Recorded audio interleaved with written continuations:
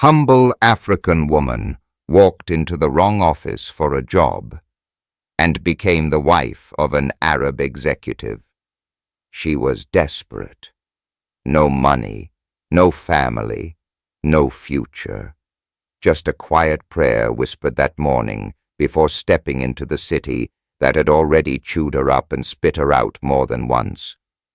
She wasn't supposed to be there. She took the wrong elevator, walked into the wrong floor, opened the wrong door, and that's when everything changed. Because instead of finding a cleaning job, she found Zayd al-Fahim, the most feared Arab billionaire in the region. A man who didn't believe in love, a man who never smiled, a man who crushed anyone who dared waste his time. He looked up from his gold-trimmed desk and stared at her like he had seen a ghost. She tried to apologize. He interrupted her and said just one thing. "You're exactly what I've been looking for." No interview, no resume, no explanation. Just an offer that made her heart stop. He didn't want to hire her. He wanted to marry her. Why would one of the richest men in the world offer his last name to a woman with nothing? What was he hiding? And what did he see in her that no one else ever did? The truth will shake you, because this wasn't an accident. It was fate. Before we begin, hit that subscribe button, like this video, and turn on notifications. What you're about to hear is more than a story. It's a miracle that proves love, destiny, and power can collide in the most unexpected ways. Let's begin. The sun was already harsh over the city when Amina tightened the laces of her worn-out shoes. She had walked 3 miles under the heat with a single mission: to find work. Any work. Her resume was creased at the corners, printed in black and white at a small internet cafe she could barely afford.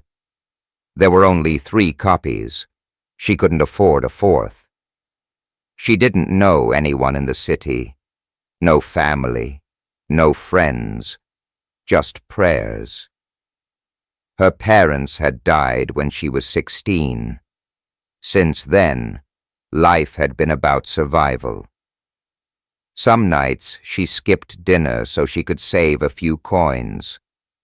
Other nights she fell asleep holding her belly, praying God would send something, anything, that could give her a second chance. Today, she had one goal: apply for a janitorial position at a corporate building she had seen in the newspaper. The ad was vague. No name, no phone number, just an address. She repeated it in her mind the whole morning. 1185 Burj Tower, floor 11. When she finally arrived, the tower stood so tall it made her dizzy. Glass, gold, men in suits, women in heels. She had never seen anything like it. Her hands trembled as she walked in. She clutched her folder and stepped into the elevator. The numbers lit up as it climbed. Floor 4, 7, 10, 12. Wait. She pressed the wrong button. The door opened. Floor 12. She panicked. A security guard was watching. Her feet moved before her brain could stop them. She walked out quickly, pretending like she belonged. The hallway was silent, expensive. Thick carpet, white orchids, a scent of vanilla and leather. She turned left, then right, and saw a large office with a massive glass door slightly open. She knocked once, lightly. No answer. Maybe this was still the janitorial office. She stepped inside slowly. Behind the desk sat a man in a dark suit, hands clasped, eyes staring through the window. The view behind him showed the entire city. When he turned to face her, her heart dropped. His eyes were sharp, cold. His jaw was defined, his hair perfectly styled, and a silver watch glittered on his wrist. This man didn't look like someone who needed a janitor. "I'm sorry," she whispered. "I think I'm in the wrong."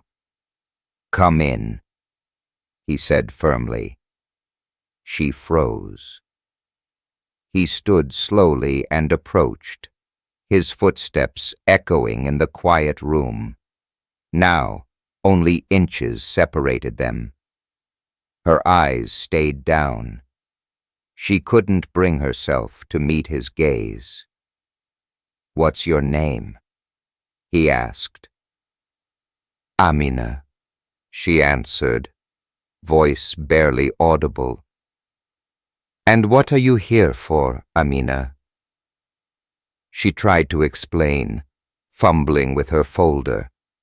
I came for a job. Cleaning. Floor 11. I think I pressed the wrong button." He studied her like she was a puzzle. "Do you always apologize for being in the wrong place?" Yes, I mean, I don't like bothering people." He said nothing, just stared. Then, after a moment of silence, he turned and walked back to his desk. "Leave your resume," he said, almost absent-mindedly. She stepped forward and placed her only copy on his glass desk. He didn't look at it. "Tell me, Amina," he said without turning, "if I offered you something much bigger than a cleaning job, would you take it?" She didn't understand. He finally turned his eyes back to her. "I don't want to hire a cleaner," he said. "I want a wife." The room fell into silence. Amina blinked, sure she had misunderstood. Was this a joke? "I'm sorry," she said, heart racing. "You heard me," he said calmly. "Stay. I'll explain everything." She should have run. She should have said no. But something about the way he looked at her, like he already knew her soul, made her legs freeze. She sat down, heart pounding louder than ever. And in that moment, Amina had no idea that her entire life was about to change forever.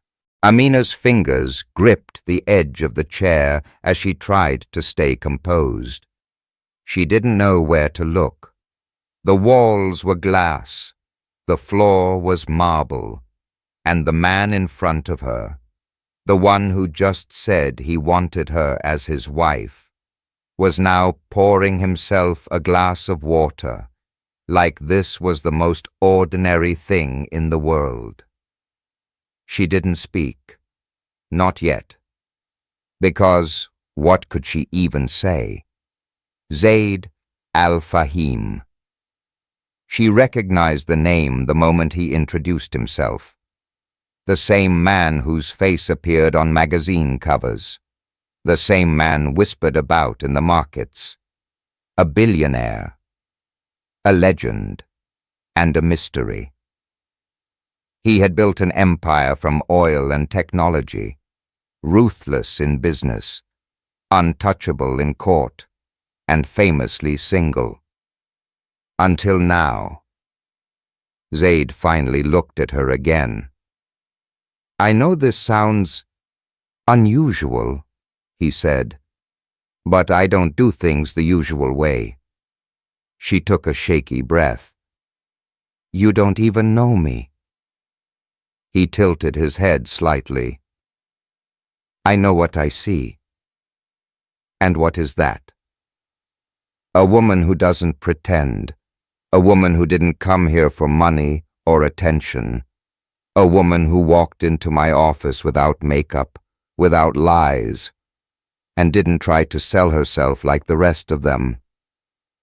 She felt her cheeks burn. "I didn't mean to walk into your office. It was a mistake." He gave a slow, deliberate smile. "Some mistakes are meant to happen." She shook her head. "I'm not the kind of woman you want." Zaid leaned forward, his gaze intense. "How do you know what kind of woman I want?"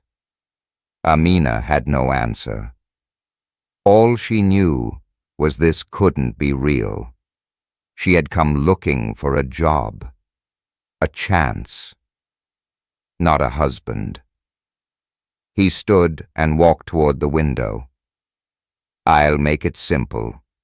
I've been under pressure from my board, my family, and the press. Everyone wants me to marry, settle, but I won't choose someone from their world. I want someone real." She swallowed hard. "But why me?" "Because you're the first person who's walked into my life and didn't try to impress me. You looked afraid, honest, and still, you didn't run." She almost laughed. "That's because I didn't know who you were." He turned back, smiling faintly. "Exactly." She stood from the chair, heart thudding. "This is too much. I can't just say yes to a man I met 5 minutes ago."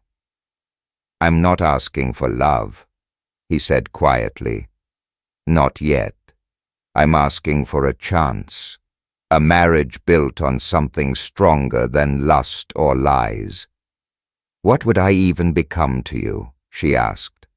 "A contract, a trophy, a convenience?" His expression softened just slightly. "A partner, with your own voice, your own place, and yes, your own power." She stared at him, uncertain if she should laugh, cry, or run. Then he added, "Think about it. I'll give you a place to stay, food, safety. No expectations, just a trial. If you want to leave after 1 month, you can." Amina hesitated. That word, safety, echoed in her chest like a distant prayer. She had spent years chasing it, and here it was, offered by a man she didn't even know. Zaid walked over to a drawer, pulled out a card, and handed it to her. "Come to this address tomorrow morning. A driver will pick you up. If you show up, I'll take it as a yes." She stared at the card like it was made of gold. She hadn't eaten a full meal in 2 days.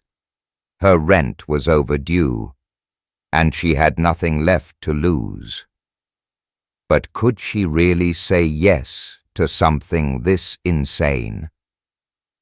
She left the office without another word. The hallway felt longer this time, the elevator quieter. When she stepped out onto the street, the city looked different, like it had shifted somehow. That night, in her tiny rented room with cracked walls and a broken fan, Amina sat on the edge of her mattress, holding the card. Was this a test from God, a trick, or a miracle? She thought about her life, how hard it had been, how many nights she had prayed for an open door. Maybe this was it, and maybe, just maybe, she would walk through it. The following morning, Amina barely slept. Her mind replayed every word, every glance, every heartbeat from the day before. She stared at the card he had given her so many times that the corners had already softened. No name, no explanation, just a street and a time. 9:00 a.m. sharp. She had nothing to wear. Her best outfit was a pale blue dress 2 sizes too big, with a stitched hem where she had tried to repair a rip. She pressed it with her hands, brushed her hair back, and whispered a silent prayer. God, if this is a trap, protect me. If this is a door, help me walk through it. At 8:55 a.m., a black Mercedes stopped in front of the building where she rented her room. The driver didn't even get out. He simply opened the door from the inside and nodded. She climbed in silently, holding her breath. The windows were tinted. The leather smelled expensive. Neither of them spoke during the drive.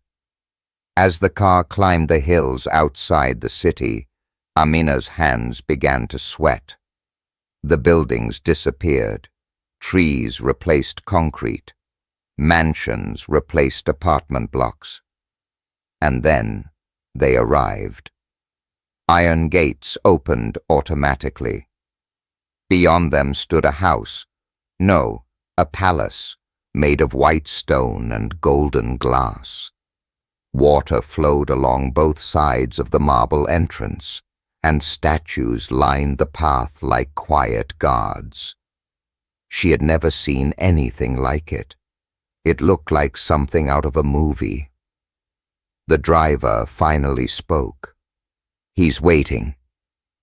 Her feet hesitated on the pavement as she stepped out. Her thin shoes felt wrong against the polished floor. But something inside her, maybe fear, maybe fate, pushed her forward. The giant doors opened before she even touched them. A maid stood waiting, wearing a soft gray uniform and a polite smile. "Miss Amina," she said, her accent light. "Please, follow me." The hallway was silent, except for the echo of their footsteps. Every surface gleamed, golden details, fresh flowers, chandeliers taller than trees. Amina couldn't stop looking around.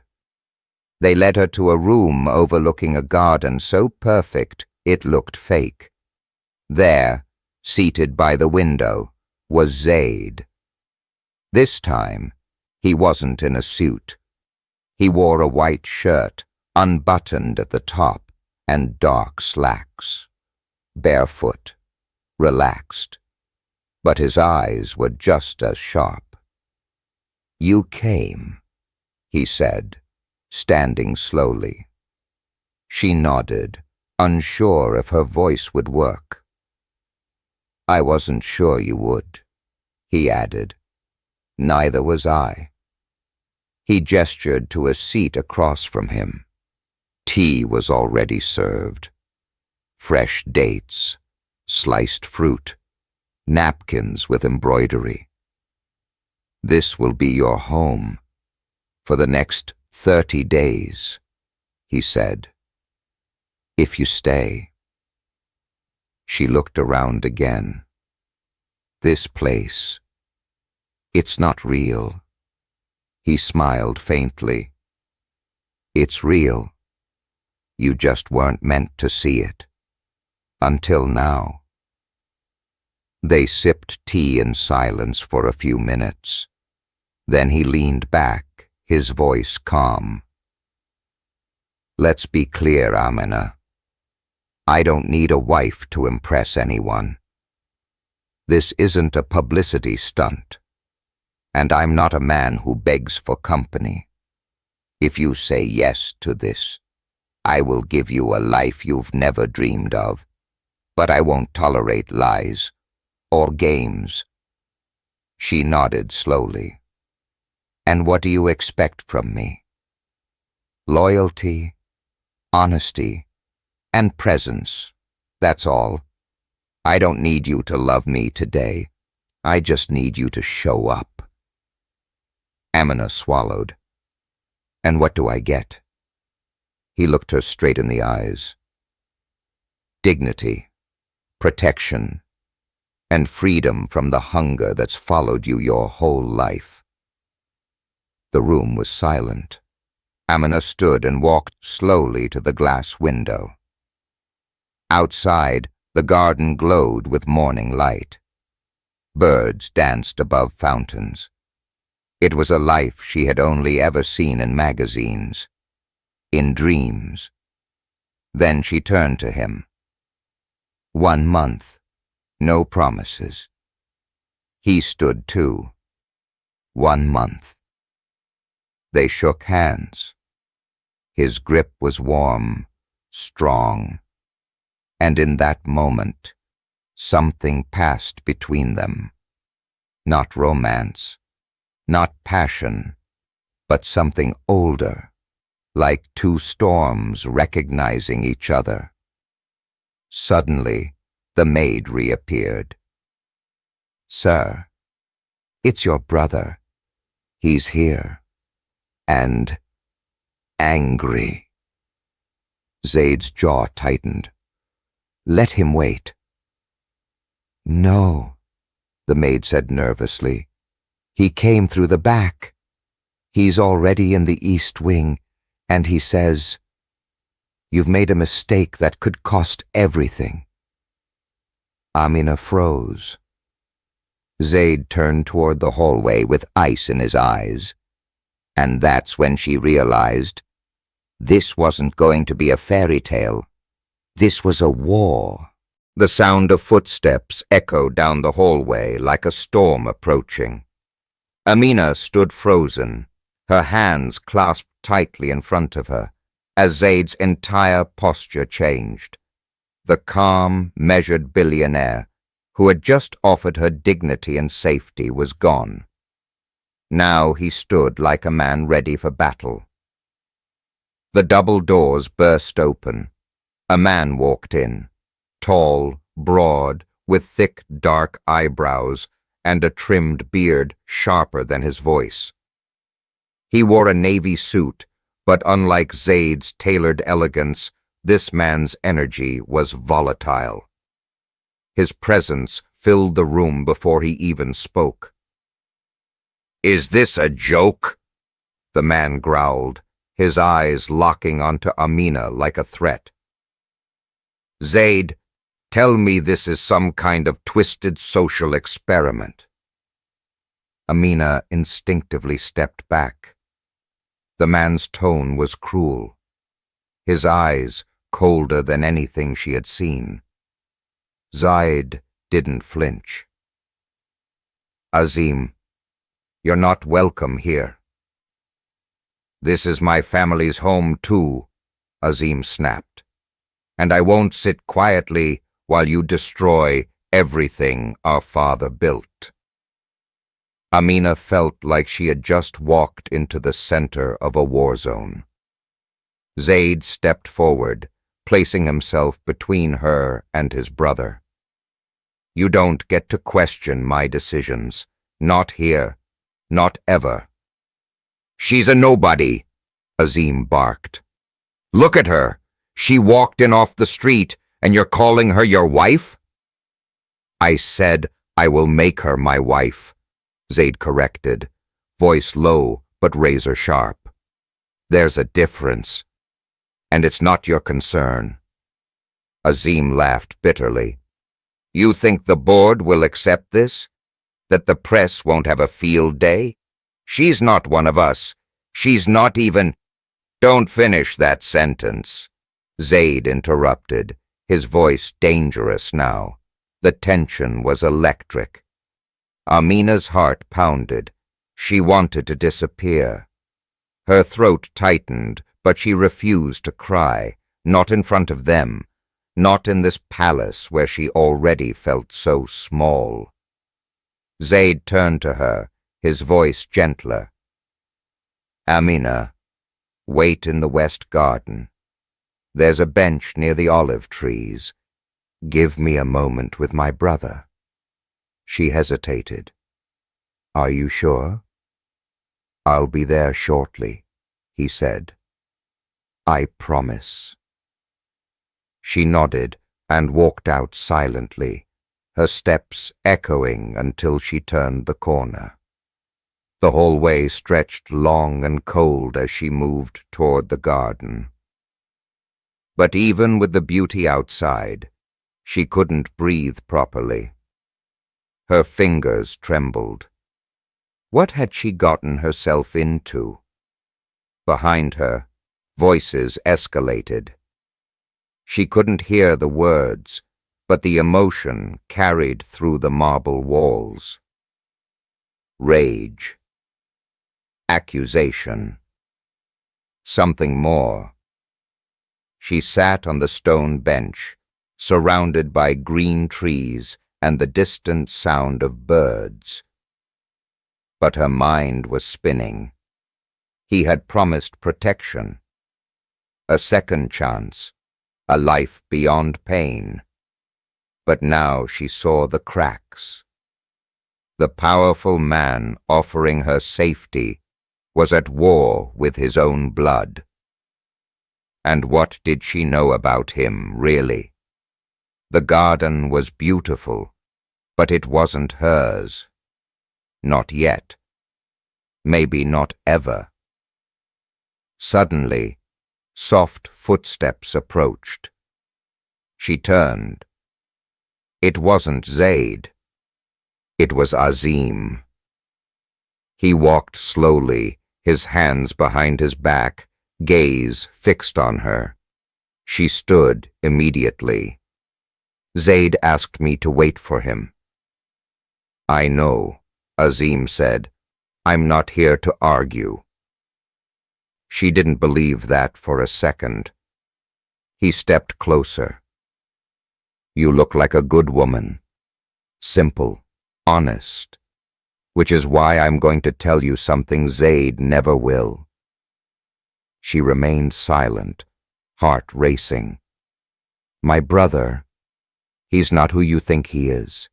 He's charming when he wants to be, but he's also dangerous, controlling. He has secrets even I don't know, and he uses people like they're pieces on a board. Once he's done, he throws them away. Amina clenched her jaw. Why are you telling me this? Because I've seen what he does to people who get too close. Women like you especially. She looked him in the eyes. I don't believe you. He smiled darkly. You will. Then, just before he turned to leave, he added, Ask him about the girl from Marrakesh, the one who disappeared after 3 weeks. Ask him what really happened. He walked away without another word. Zaid appeared minutes later, his shirt slightly untucked, his face tense. I'm sorry about that, he said softly. He crossed a line. I've asked him to leave. But Amina didn't answer. Her eyes were locked on him, her voice quiet but steady. Who was the girl from Marrakesh? Zaid froze. just for a second, but it was enough, because in that single breath, Amina saw it. There was something he didn't want her to know. Zaid didn't answer at first. His jaw tensed, his hands folded behind his back, and his eyes broke away from hers, drifting toward the marble path that wound through the garden. Amina watched him closely. "You froze," she said. "Why?" He took a slow breath. "Because I didn't expect you to ask that. Not yet." "So she's real?" Amina whispered. "Yes," Zaid replied, his voice low. "She was real." The air grew colder. A breeze passed through the trees, and the sound of birds seemed to fade as silence wrapped around them. Amina remained still, feeling like she'd stepped into a chapter of a book no one wanted her to read. Zaid turned to face her again. Her name was Layla. She was a dancer from Marrakesh. Kind, beautiful, too young. He paused. "I met her 4 years ago during a business conference. She was working at the hotel where I stayed. We spent time together, only a few weeks. It was never supposed to be serious, but she saw something in me I wasn't ready to give." Amina didn't interrupt. She listened carefully. "One night," Zaid continued, "she asked me if I would take her with me, leave everything behind, start over. I told her I couldn't. The next day she disappeared. Her family never found her." His voice cracked for just a second. "They blamed me. Rumors spread that I had used her, that I'd done something worse. But there was never any proof. No body, no message, just silence." Amina's voice was barely above a whisper. "And you?" He met her eyes. "I blamed myself, because maybe I didn't hurt her, but I didn't save her either." A pause hung between them, heavy, human. "I've made mistakes," Zaid added, "but I've never forced anyone, and I won't start with you." Amina sat back on the bench, her heart torn. She believed him, or at least she believed the pain in his voice. But pain doesn't erase the past. "You should have told me," she said softly. "I know," he replied. "I wanted to, but I didn't want to scare you off before you had a chance to see who I really am." "And who are you, Zaid?" He smiled bitterly. "Still trying to figure that out." A moment later, the maid returned, interrupting the tension. "Sir, there's a guest at the gate. He insists on seeing you. Says it's urgent." Zaid's brow furrowed. "A name?" "Basim." Amina watched as something shifted in Zaid's expression. His entire body stiffened. "No," he said firmly. "Tell him to leave. He says he has information about Layla." Silence. Amina stood slowly. "Do you want me to go inside?" Zaid shook his head. "No, stay." He looked back at the maid. "Bring him in, but not to the main house. I'll meet him in the library." The maid nodded and disappeared. Amina looked at him. "You think it's true? That he really knows something?" "I don't know," Zaid said. But I've waited 4 years for answers. I'm not going to miss this one.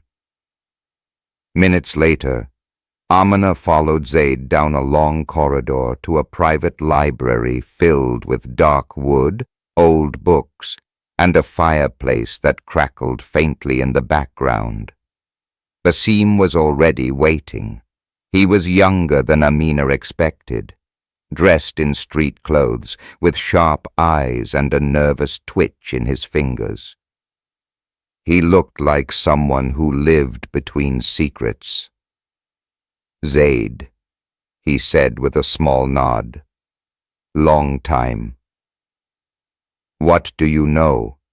Zaid demanded, skipping the formalities. Basim reached into his pocket and pulled out a folded photo. He handed it to Zaid without a word. Amina leaned in. It was a grainy image, clearly taken in secret. But it was her. Layla, older now, but unmistakable. She was alive, somewhere.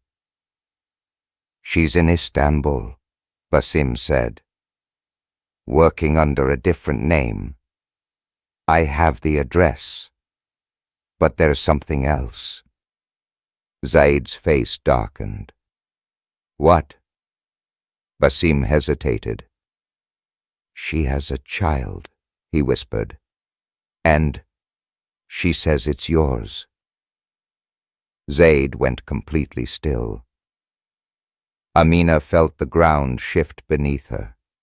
Everything they had talked about, honesty, loyalty, a fresh start, suddenly cracked under the weight of that sentence. A child, not a rumor, not a ghost, a living, breathing piece of Zaid's past. He looked at Amina, not with shame, but with something far more terrifying. Fear. Zaid didn't speak for a long time. He stood staring at the photo as if the image might dissolve if he blinked. Amina watched him silently, unsure if she was witnessing a man break apart or rebuild himself. "She said, 'It's yours,'" Basim repeated, quieter this time. Zaid's voice finally came, low and tight. "Where in Istanbul?"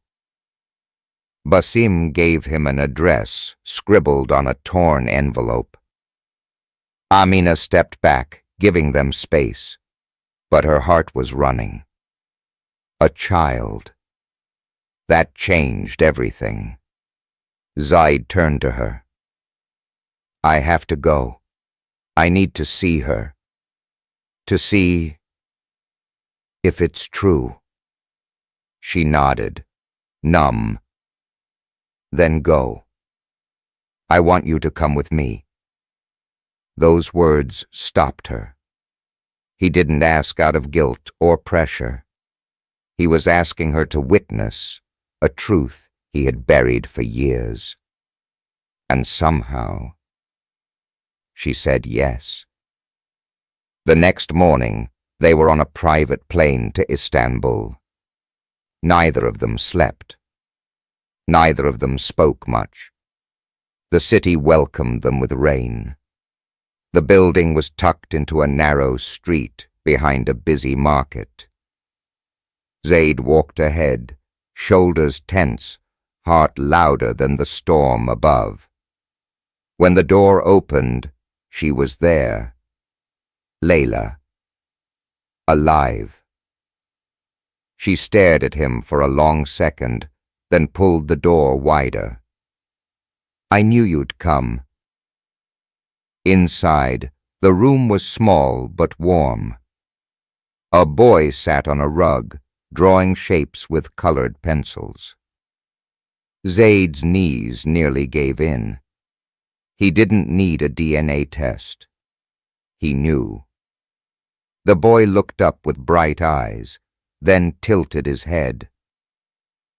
Are you the man from Mama's stories? Zaid dropped to his knees, eyes wet. I don't know what stories she told you, but I'm here now. And then the boy smiled. Layla stepped back, letting Amina in. Their eyes met. Women from different worlds, tied to the same man, the same pain, the same choices. I never wanted revenge, Layla whispered. I just wanted to survive. I know, Amina said gently. Outside, the rain slowed.